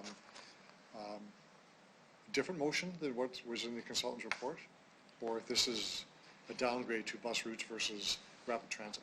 Councillor To you, Stevens. Madam Chair. Great, thank you. So just to be clear, I wanted to put back precisely what was removed, which is invest in bus rapid transit. Okay. So you had me on the third one I'm going to say I don't agree with. I don't have any issue with cleanup campaigns. I think this is a self-evident, obvious thing we should be doing. I don't have any issue with tax legislative changes because we've been talking about this in other contexts for years. No issue with this at all. I am urging council to not look at a bus rapid transit. It's for a couple of reasons. We've done absolutely no analysis on what that means, what the costing would look like, and to commit to do that when we're still building our, I'll say, our traditional transit system right now. So I think we're getting way ahead of ourselves to be looking at rapid transit. Our population base simply is not there. These are millions and millions of dollars to do this. And I think actually, in my view, this is, my thought anyway, this is almost outside the purview of a campaign to look at underutilized land within the city downtown. We're getting way ahead of ourselves and the commitments that we could be making here tonight. I'm not saying it's not something we should look at. I'm just saying that this is far too early to do that. So I'll ask the administration this question. When will we be looking at, given our growth that we have in the city now, our plans for 300,000, where are we actually, at what point we look at having a rapid transit system for the city? Through you, Madam Chair. Thank you. Mr. Onright? Through you, Madam Chair. So our current system has in it 3 express routes. We'll continue proposing express routes. We're looking at articulating buses, which would feed into rapid transit. I would say we're 5 years out, minimally, before having a look at that. Once we receive articulating buses, which almost double our capacity of a single-use bus, putting those on our current expressways to see what the response is and what the ridership does over the next few years will be our first step. Thank you for that. I'm just struggling to see how this initiative would actually help us related to underutilized land development. We have our transit system already there. So I would like to separate those 3 clauses for voting. I don't know how people feel about that, but I certainly, again, I would support the cleanup campaign, tax legislation, but rapid transit, I think I'd table that for further consideration. I'm not saying I'm against it. Table it, have the administration think about it, and come back on how that would actually mean in a much broader sense of transit. Thank you, Madam Chair. Thank you.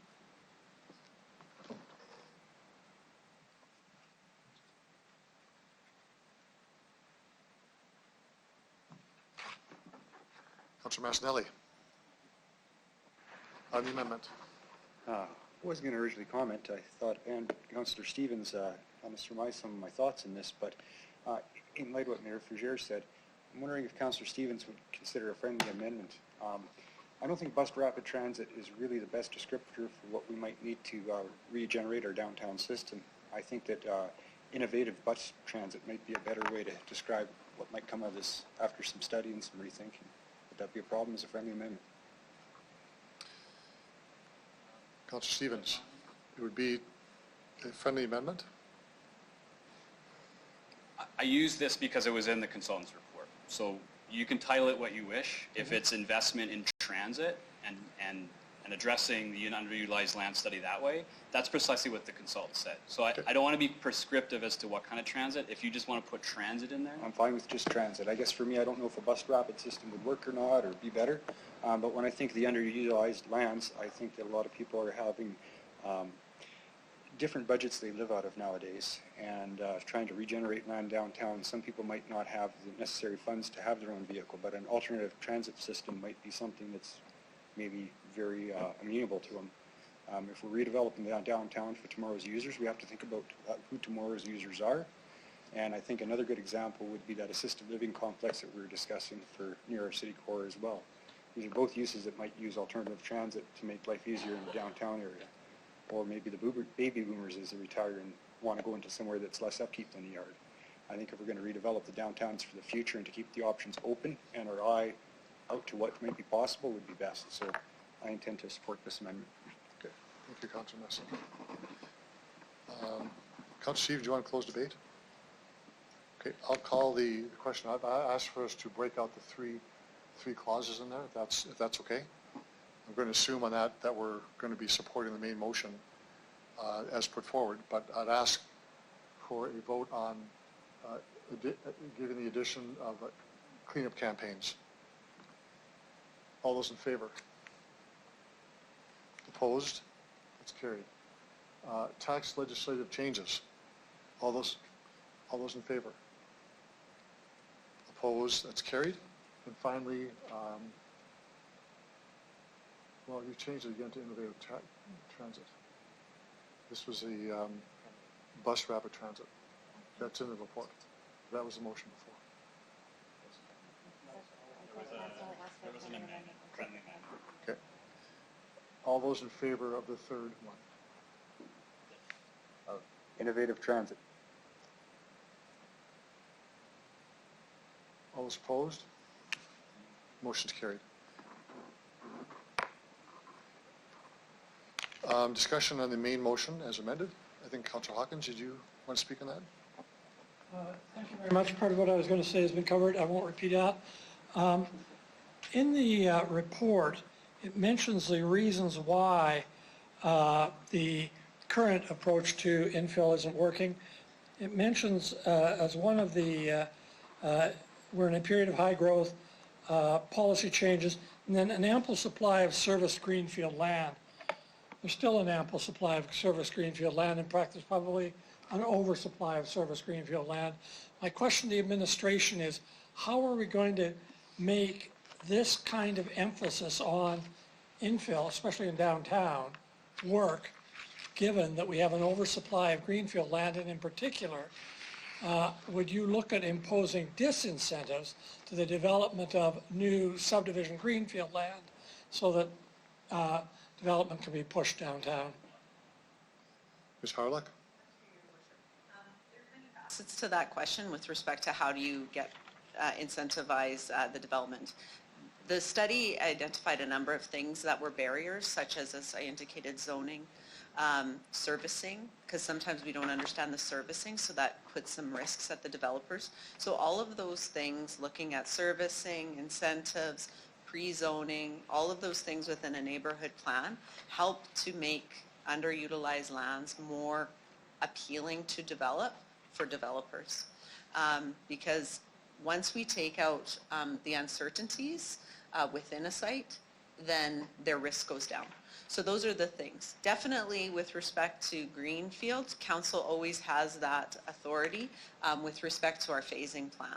Our phasing plan could be tighter, like other cities that only allow so much development in one area before development can go to the next area. So those are all things that are tools at council's discretion to look at ways to incentivize infill development as we move forward.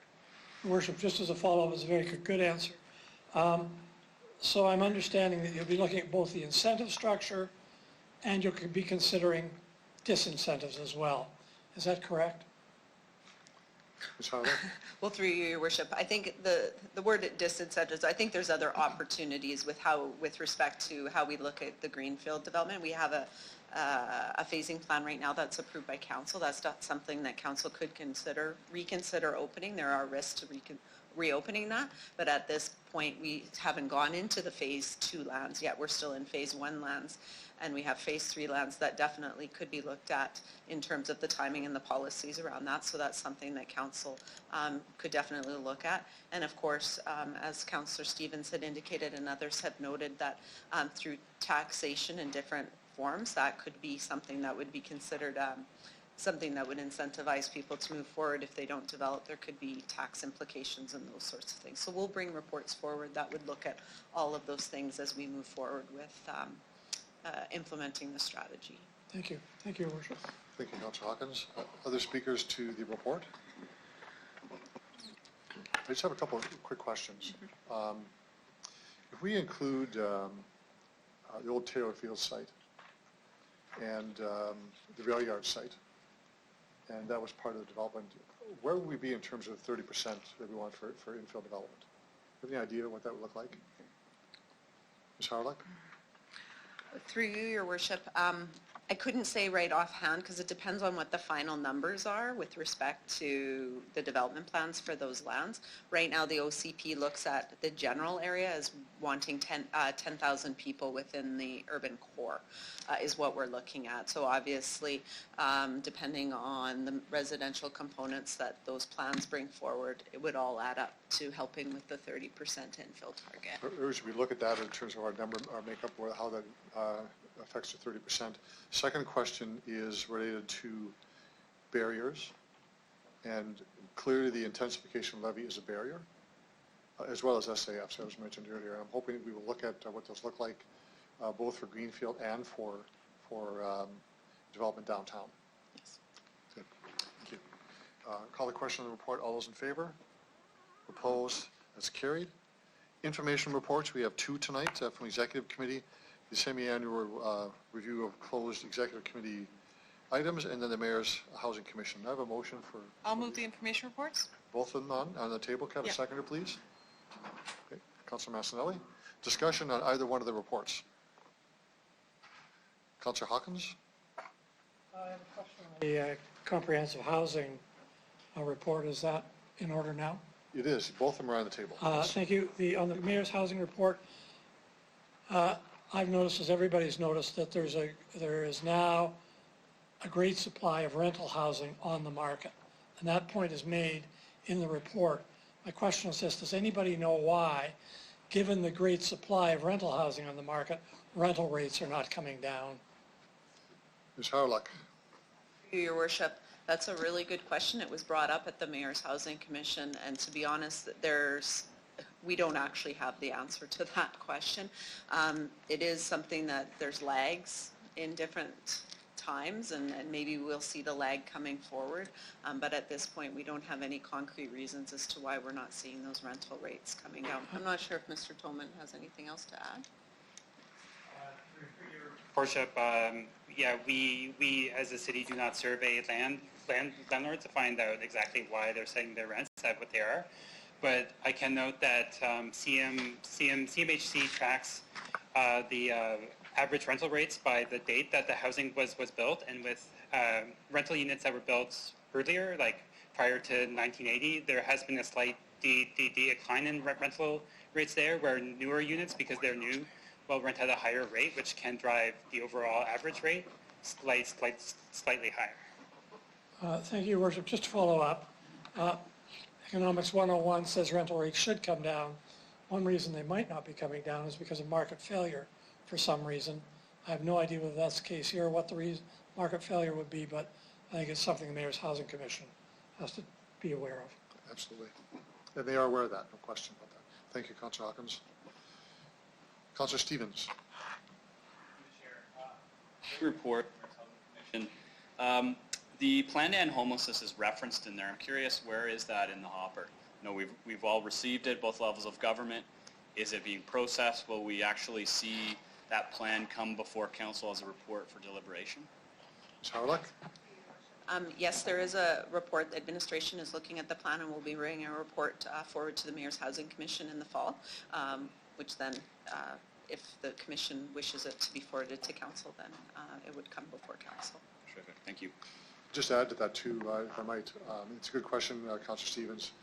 When the report was tabled, certainly the province, I know the federal government the same way, rather than endorse anything at all, said we're going to bring it back to our jurisdictions with our administrations to review, provide a report to council, debate what happens in that report, and make a final position. So that's with all three orders of government doing that very thing.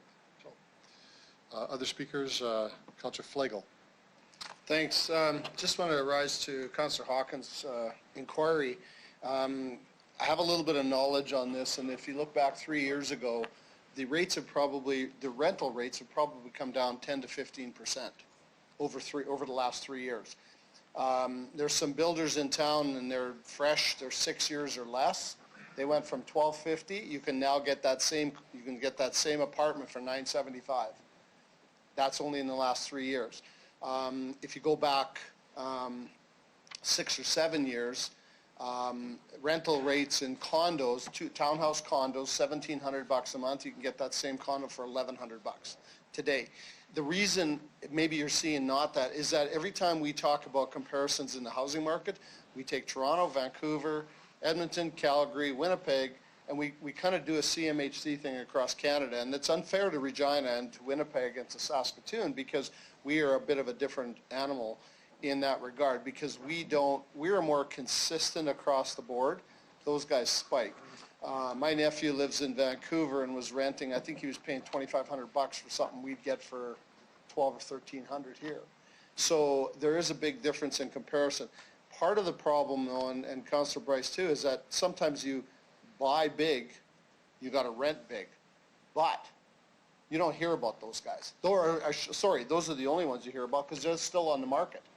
The guys that are renting for $1,200, $1,100, you can get a nice little apartment for probably $850 now. You know, maybe not the Taj Mahal that you're thinking, but you can still get them. So the rental rates, it's really weird because, yeah, they go all over the place, but consistently, if you talk to Broad Street Developments, you talk to the different developers in the city, they've all had to come down. And I know condo sales and condo rentals have really taken a hit. I mean, sales are down 20-25%. Some condo rentals are down 20% as well. So it's a little bit of Regina against the world right now, so appreciate it. Thank you, Councillor Flagel. Councillor Young. Thank you, Your Worship. I'm looking at number 25, the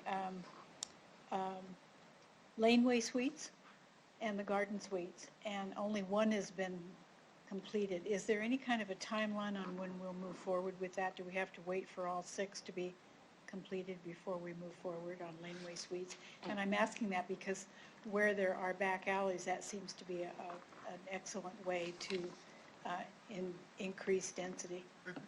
Ms. Harlock? Through you, Your Worship, we're actually going to be bringing a report forward to Council on the program in the new year to talk about this very issue with respect to what we saw on the 2 pilots thus far. Okay, thank you. Thank you, Councillor Young. Councillor Bresciani? Just a question in regards to the mayor's housing. Was there any discussion in regards to seniors housing for affordability for seniors housing?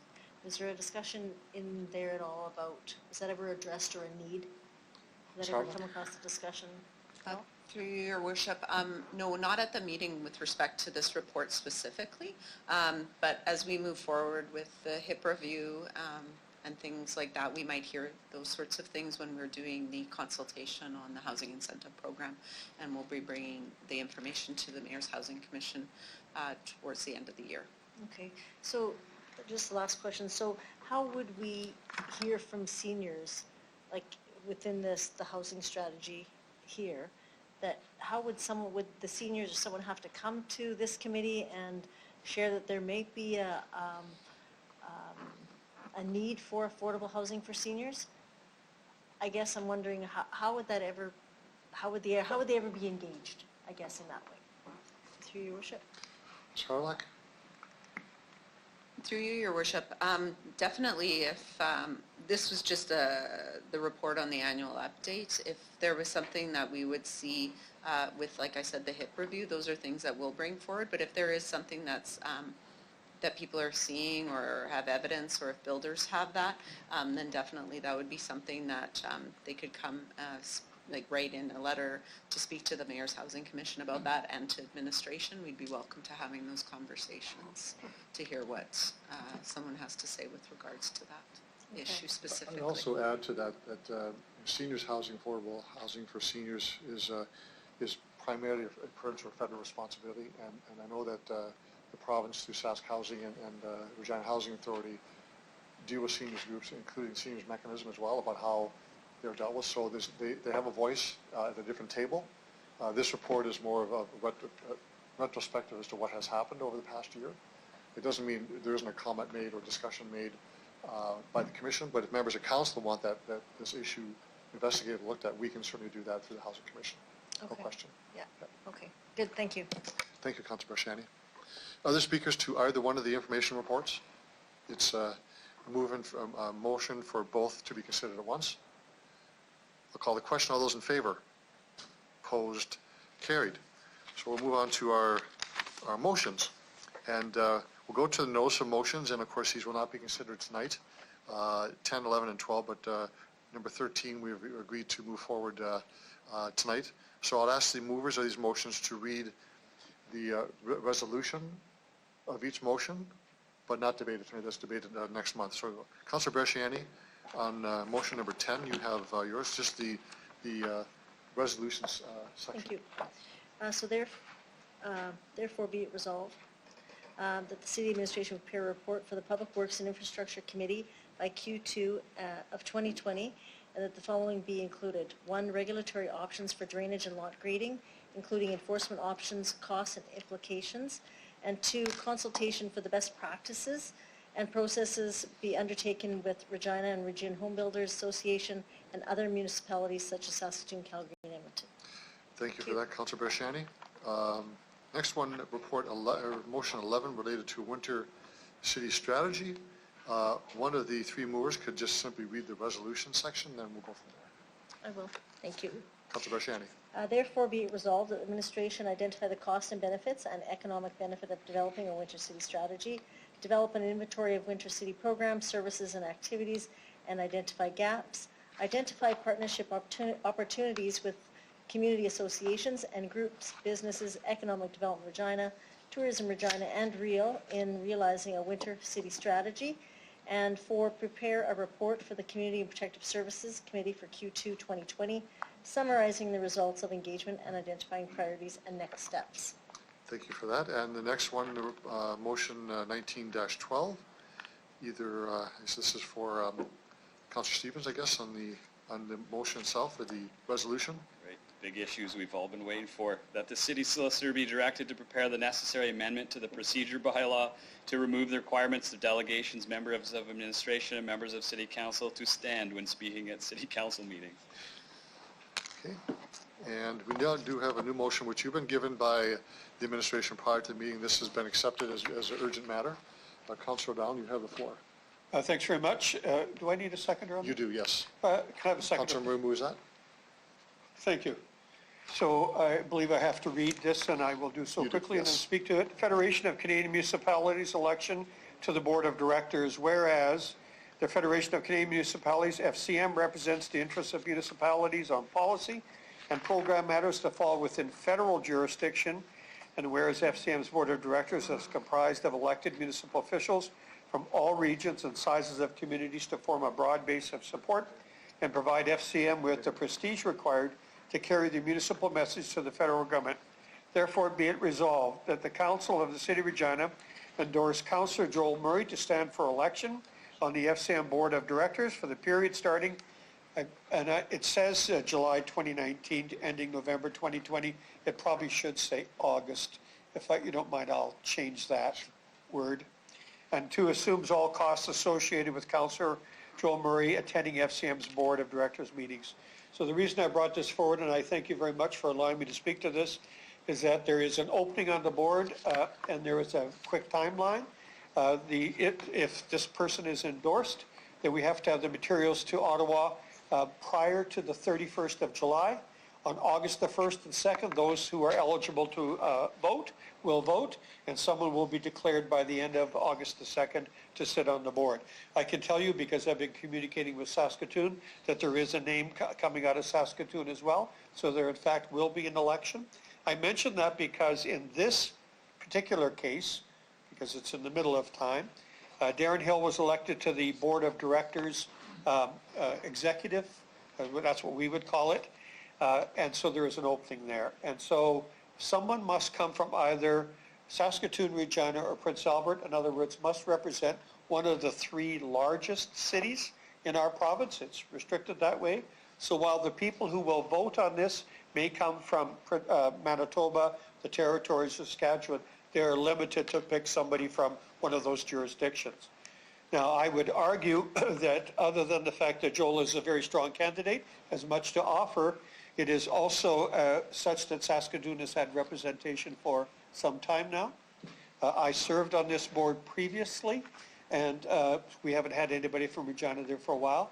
So if you do in fact endorse, I'm going to be going after some folks and championing his cause, but also making sure they understand that perhaps it would be wise, since there's already somebody from Saskatoon on the board, that it would be good to have someone from Regina. I should also say, so that we speak a little bit about money, there are 4 meetings a year. The first one that Joel, I'm going to say it this way, will attend is in September. It is in Ontario. There will be a meeting then in November, and it is Ottawa. It's an annual meeting in Ottawa, and this is where advocacy with the federal government occurs. There is another meeting in March. It will be somewhere else in Canada. Typically, if it's been in the east, it comes back west. And then there is the FCM annual meeting in May. And so those are the 4 meetings. You are being asked to make sure that you cover expenses, that is flight, hotel, and meals. So please, I hope that you will endorse our Mr. Murray. Okay, we have speakers to this. Councillor Murray. Thanks. So I'll just speak very briefly about it. I think it'd be great to have anyone from Regina. The reason I put my name forward in the nomination process is that I've attended every FCM since I was elected, and I've also attended advocacy and lobby days on Parliament on behalf of the CAPG. So I've worked federally once. I'd like to continue doing that if Council would allow me to. Thanks. Thank you, Councillor Murray. No further speakers to the motion. I'll call the question. All those in favor? Opposed? That's carried unanimously. Thank you, Councillor Don, for bringing it forward, and thank you, Councillor Murray, for stepping up and taking that on.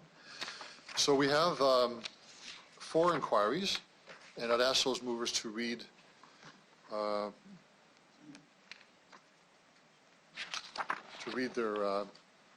points they're making. And I'll start with Councillor Flegel. Okay.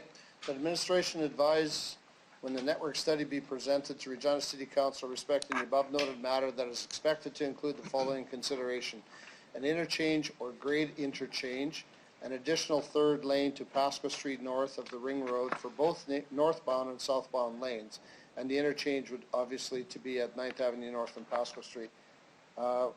And will the administration identify potential funding options such as municipal revenue sharing? Thank you for that. And secondly, inquiry number 4 is EN 19. Further procedure, I would like to request that the following inquiry into the Regina City Administration. No, just the resolution. Sorry, my mistake. That the administration advise if the possibility of leveling Old Mosaic Stadium site would be feasible to utilize as a parking lot in the interim of Regina Revitalization Initiative, including a cost recovery revenue mechanism that could alleviate parking overflow for various events held within the area, such as Saskatchewan Rough Rider football games, Grey Cups, Farm Progress Show, and Canadian Western Exhibition. Councillor Bresciani, you want to read your 2 resolutions? This is for mitigate traffic congestion during construction and ensuring public safety. What strategies does administration have in place to mitigate traffic congestion during the construction season, and if the following has been considered? Extension of construction work hours, schedule where appropriate, 24 hours, 7 days per week, and C, overnight work for major roads. And number 2, does the City of Regina have incentives with contractors to finish the job early? Thank you for that. And Councillor Stevens. What steps is administration taking to protect the heritage and usefulness of the Municipal Justice Building? Does the RPS have plans to use the Municipal Justice Building for the new headquarters? Has administration consulted with community-based organizations and associations regarding the use of the building as a community facility? What policies and procedures govern the allocation of municipal property to organizations like the RPS? And what actions have been taken to ensure the maintenance and preservation of the Justice Building, including protecting the facility from animals and weather? Thank you for that. And we note the response that Councillor Hawkins has on his previous inquiry on the Make Regina a Renewable City. I'd ask for a motion to adjourn. Councillor Hawkins, Councillor Rice, all those in favor? Opposed? Carried. Have a great evening, everyone.